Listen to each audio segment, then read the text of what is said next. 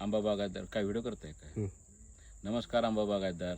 आज या ठिकाणी आपण झाडाची रिकट मारून पुनर्जीवन करत आहोत आणि या ठिकाणी ही 18 वर्षाची बाग आहे आणि आपण बघू शकतो की ह्याच झाडाचं हे पान आहे.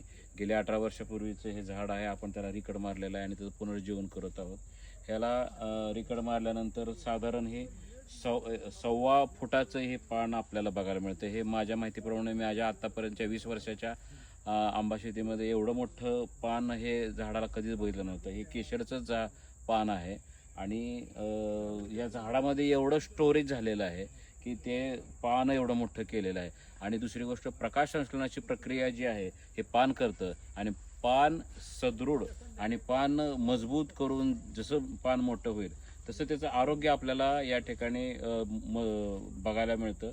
तर महत्त्वाचं म्हणजे पान मजबूत आणि मोठं असेल तर त्याचं अन्न प्रक्रिया जी आहे ते आपल्याला जास्त हित होते आणि प्रकाश संश्लेषण प्रक्रिया वाढल्यामुळं अन्न जास्त तयार होतं आणि झाडाला जास्त माल मिळतो.